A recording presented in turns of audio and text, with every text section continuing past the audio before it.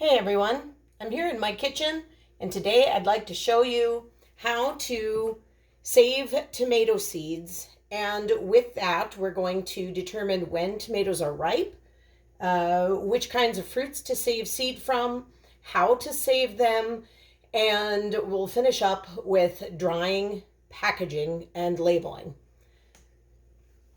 So to start with, first you have to determine if your tomato is ripe or not.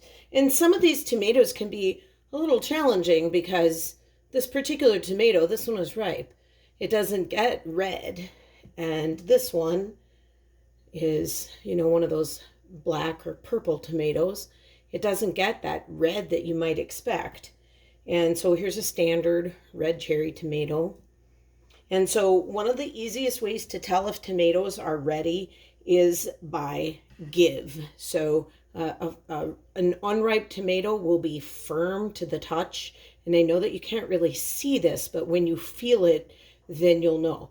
And so this one here is pretty firm. It doesn't really give. Compare that to this little yellow cherry tomato right here. And you can really actually see, and you can definitely feel the amount of give in that tomato, and that's a sign that it is ready. If you save tomato seed, or if you eat tomatoes that are not mature, the seeds may not germinate, and the tomato hasn't developed the flavor and the sweetness that you want. Another tip is to save from heirloom or open pollinated varieties of tomatoes. This is my favorite by far. This is Honey Delight, but this is a hybrid. And so much as I love this tomato, I'm going to buy seed for this one. I'm not going to save it. I'm just going to eat it.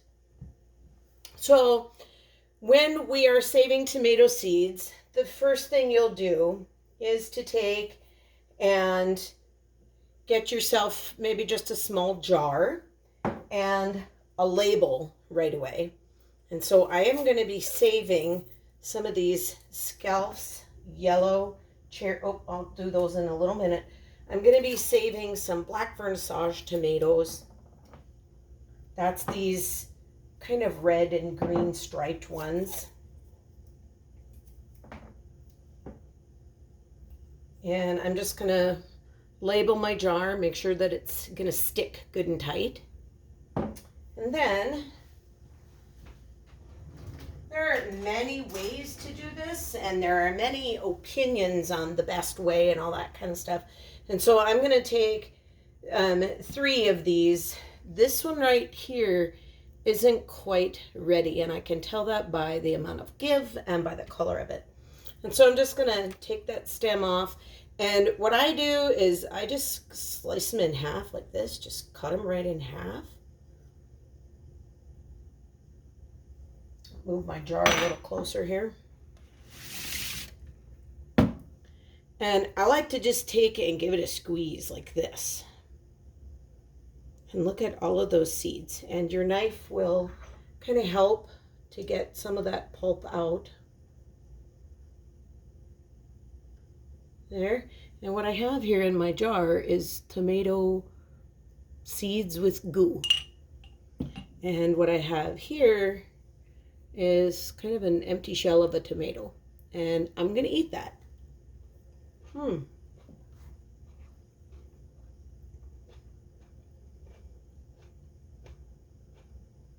This tomato has almost a bit of a smoky flavor. I think that purple tomatoes tend to have a little bit of a kind of a smoky flavor, a little more complex than your typical red tomato. I'll set that one aside. I'll eat it later. And so what I'm going to do is I'm going to take all 3 of my tomatoes and I'm going to put them in this jar. And then I'm going to take and put just a splash of water, just a little bit. And then I'm going to set this aside to do what is called fermenting. And basically, the water breaks down that gel coating that's on the tomato seeds. And because it does that, it helps to preserve the tomato seed just a little bit longer. It also is reported to get rid of certain types of diseases that can be carried along on the seed. And so it's considered to be a good thing to do. Now, my mom always used to take tomato seeds. Let's just do another one of these and show you this method. She used to take tomato seeds, same process basically. And she would just take and put them onto paper towel and spread them out. And then she would just let them dry right on the paper towel, fold them up, write the name right on there, put them in an unused, like a paper envelope. You get a bill or something that you don't need the envelope for, or junk mail there. And then if you spread them out well enough, you can actually take this, and because it's biodegradable paper towel, you can actually just take this and tear these little pieces apart and plant each one, or kind of pick them off. They tend to get stuck, and so I don't really love this method. And because I share tomato seeds with a lot of people, I save a lot of seeds, and this isn't terribly convenient if you have a lot of seeds. But this is certainly a perfectly good method of saving tomato seeds. So here I have these Skelf's yellow cherry tomato, and I put these in the jar on the 19th. And so there is various research out there as to the amount of time that you leave them. Some people leave them until they have this thick layer of mold on it and claim that you have to wait for that. The research that I've seen says that your best germination actually is leaving them in the water just 1 to 2 days. And I have had practically perfect germination with my tomato seeds, so that's what I'm going to do is 1 to 2, 3 at the most days. And if you leave them too long, they will sprout in the water, and then they will be useless unless you can plant them right now. So what I'm going to do is I'm just going to take this, now that it's done, and pour it into this fine mesh strainer and run a little bit of water through it and just kind of give it a little bit of a scrub with my hand. And that is all I need to do. And then I'm going to take and tap this off onto a paper towel, just get rid of a bunch of that water. And a lot of the jelly coating that is on the tomato seed on here is now gone, and there are a lot of seeds in there. Next thing I'm going to do is to take the label off my jar, but I'm going to add some more to this jar, so I'm going to take a new label, and I'm going to put my label on this little tray. I've had these for a few years. They came with some science experiment or something, and they're pretty flexible, and I just love them for seed, saving seed of all kinds. And what I'm going to do is I'm going to move over here to my counter, and I'm just going to take and tip this upside down, and I may have to clean up a little bit, so I want to make sure that I don't have any other tomato seeds laying around. And I'm just going to give it a tap. And yep, I have to clean up. And so what I have here is all kinds of tomato seeds laying here. And I'm going to spread them out a little bit. I've actually never saved this kind before, so I'm not sure how much they're going to clump together. You can see that this tomato seed is very, very small. They're tiny. And the tomatoes are tiny too, but they're really quite delicious. And notice how I have the label right there. It's very important to label the entire process if you're saving more than one kind. And you can see that the black vernissage has a little bit of a kind of a purplish tint to the seed, while the Skelf's yellow cherry is very, very yellow. And the size of them is quite different as well. Okay, and now I'm going to set this aside to dry, and I'll just kind of stir it around every once in a while. And when I'm done, I'm going to get something that looks kind of like this. So this one here is I put this on 5 days ago, followed the same process. This is a different variety of seeds, as you can tell by the label. These aren't maybe quite dry. They're still stuck to the tray. They're still kind of stuck together a little bit. I can just kind of work them apart a little, move them around, send them back to dry. Not quite dry. These, on the other hand, I saved a couple weeks ago already. And these are very dry.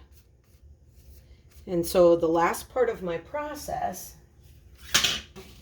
is going to be packaging and labeling. I like paper envelopes because they don't hold moisture. If these tomatoes aren't quite dry, the paper will actually help absorb and distribute some of that extra. And so I'm just going to take these and transfer them to my paper envelope. And if you have the sticky on here, you can use that. I will be adding more to this. And so I'm going to be using just a piece of Scotch tape to tape this shut for now until I get it completely filled. And there you have it, saving tomato seed. I'm going to do just a few of these little Scouse yellow cherry tomatoes. I found these to be very easy to save. I simply took off the little bit of stem that's on there, and I just gave them a little poke right on the stem end right there with the knife, and then squish them right in, squirt them right in.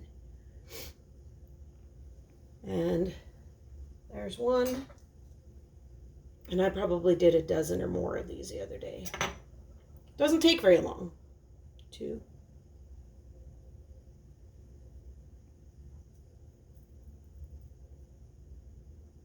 There's 3.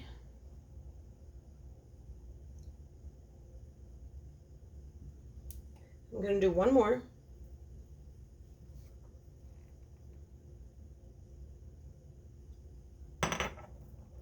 Now, as you're choosing seed to save, make sure that you're looking, number one, for fruit that is mature, that is ripe, fully ripe, like you would want to eat.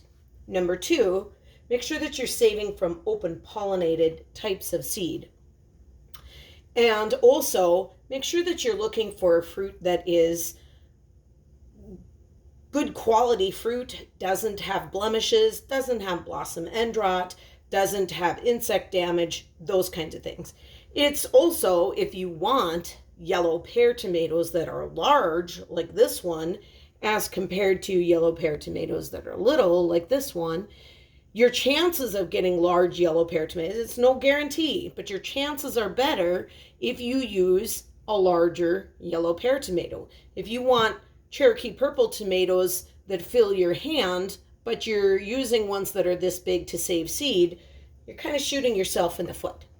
So, saving tomato seeds is a really easy process. There's a number of ways you can do it, and I encourage you to find a tomato that is open pollinated or an heirloom and give it a try.